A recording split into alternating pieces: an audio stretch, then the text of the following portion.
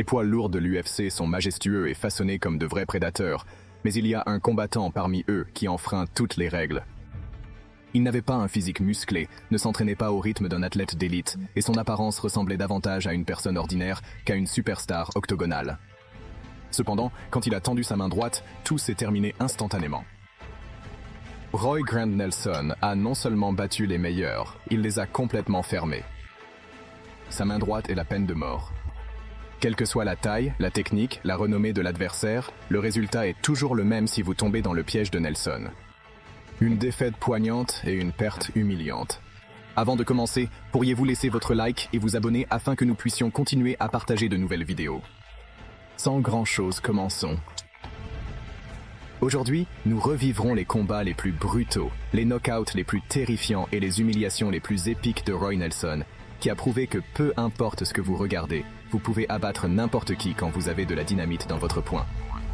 Le 29 octobre 2011, à UFC 137, Roy Big Power Nelson affronte la légende croate Mirko Cro Cop Filipović dans un combat qui promet d'être un affrontement épique entre la puissance de KO de Nelson et le coup de pied mortel de Cro Cop. Dès le début, les deux combattants se sont affrontés férocement. Crocodile a démontré sa gloire passée avec des atterrissages précis, testant Nelson. Pourtant, la grande puissance a résisté à la punition et a continué à avancer, à la recherche d'opportunités pour atterrir sa main droite dévastatrice. Au troisième tour, la persévérance de Nelson a été récompensée. Il a réussi à faire tomber le crocodile et, une fois au sol, il a frappé une série de coups de poing qui ont forcé l'arbitre à arrêter le combat et il a remporté la victoire par knockout technique à 1:30 du match.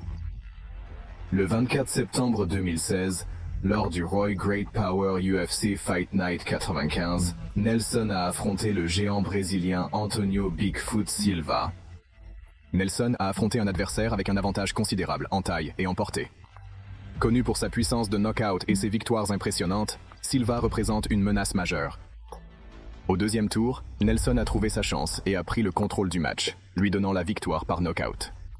Cette victoire a montré non seulement la capacité de Nelson à vaincre des rivaux plus importants, mais aussi à rester calme et à attendre le moment idéal pour frapper, renforçant ainsi sa réputation de poids lourd redoutable dans l'UFC.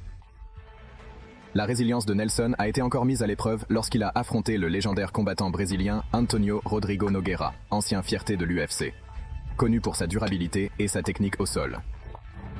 Dès le début, Nelson visait à imposer son pouvoir. Au milieu du premier tour, il a renversé Nogueira avec la main droite. Bien que le Brésilien se soit levé, Nelson n'a pas lâché la main et a lâché une autre droite dévastatrice qui a laissé Nogueira inconscient.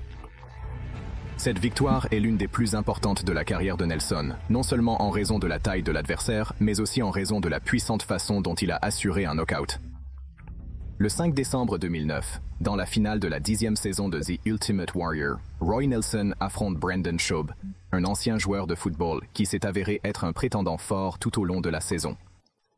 Les deux combattants ont montré des compétences impressionnantes, déterminant qui gagnerait le contrat de l'UFC à 6 chiffres. Le coup de poing de Nelson est si puissant que Schaub s'est effondré au sol et l'arbitre a immédiatement arrêté le combat et a accordé la victoire à Nelson par knockout au premier round. Cette victoire a non seulement valu à Nelson le titre de combattant ultime, mais elle a également souligné sa capacité à mener à bien des combats, consolidant sa réputation comme l'un des poids lourds les plus dangereux et sous-estimés de l'UFC. Le combattant français expérimenté Zaïké Congo, connu pour son physique impressionnant et ses capacités de frappe, était considéré comme un défi sérieux pour Nelson.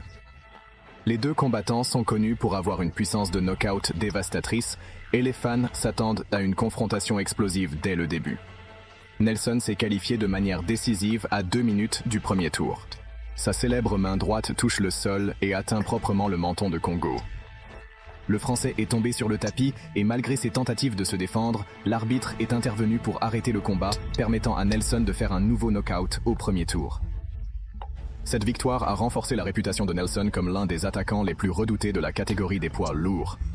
Dans une carte pleine de génies poids lourds, Roy Nelson affronte Dave Pee Wee Herman, un combattant connu pour son athlétisme et sa polyvalence. Herman avait insinué que le jiu-jitsu ne serait pas efficace contre lui, ce qui ajoutait une tension supplémentaire au match. La cloche sonne et Nelson avance dans son style agressif. À seulement 51 secondes du premier tour, il a frappé un puissant haut droit qui a frappé Herman directement au menton.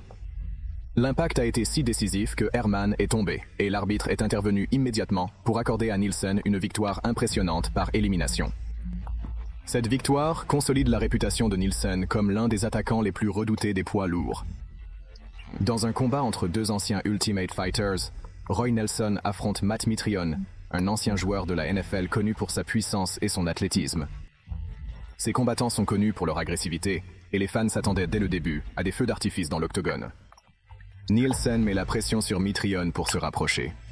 Au cours du premier tour, Nelson a renversé Mitrione avec un knockout dévastateur à la main droite supérieure, ne lui laissant pas le temps de se récupérer. Nelson a ensuite frappé une série de coups de poing au sol, obligeant l'arbitre à arrêter le combat au premier round. C'est une démonstration classique de la force et de la capacité de Nelson à mettre fin à la bataille de manière décisive. Dans le monde des arts martiaux mixtes, les apparences peuvent tromper. Roy Grand Nelson, avec sa barbe caractéristique et son physique robuste, fait face aux Hollandais imposants. Stefan Graziel Struff. Un géant se tient à 2,1 mètres de haut. La différence de hauteur et de portée était énorme, et beaucoup s'attendaient à un combat difficile pour Nelson. Cependant, dès le départ, Nelson avance fermement, rapidement se rapprochant et échappant au poing de Struve. Il a frappé une haute droite dévastatrice qui a frappé le géant de manière propre au menton. Struve est tombé, et en quelques secondes, l'arbitre a arrêté le match. Nelson a obtenu un knockout spectaculaire en quelques secondes du premier tour, prouvant que la force et la technique peuvent surmonter tout désavantage physique. Nelson a prouvé tout au long de sa carrière que la taille ne comptait pas, car sa puissance et sa précision pouvaient vaincre n'importe qui, peu importe leur apparence. Bien qu'il soit sous-estimé en raison de son apparence, Roy savait que ses mains et son QI en faisaient une véritable menace dans le sport. Le succès de Nelson n'est pas seulement basé sur la force brute, mais sur sa capacité à trouver le meilleur moment pour attaquer et faire compter chaque coup de poing. Tandis que d'autres se concentrèrent sur la vitesse ou le physique, Nelson a construit sa carrière sur l'endurance et la stratégie pour devenir un véritable maître des adversaires en une seule coupe. Chaque fois qu'il pénètre dans l'octogone, les fans savent que Roy apportera l'une des armes les plus redoutables du sport, sa main droite, capable de mettre fin à un combat en un clin d'œil. Avec une ténacité de fer et une main mortelle, Nelson a gagné le respect de ses rivaux. Qui aurait cru qu'une erreur pouvait conduire à un échec complet? Peu importe les opinions des experts ou des fans, Roy Nelson a prouvé que sa force et ses capacités de finition sont incontournables, quelle que soit la taille ou la renommée de l'adversaire. Chaque victoire nous rappelle que le courage, la détermination et les coups parfaitement timés sont tout ce dont il a besoin pour battre les favoris, montrant que la taille et la renommée ne signifient rien face à ces éliminations. Si vous avez apprécié cette vidéo, pourriez-vous laisser un like et vous abonner afin que nous puissions continuer à produire du contenu. À la prochaine vidéo.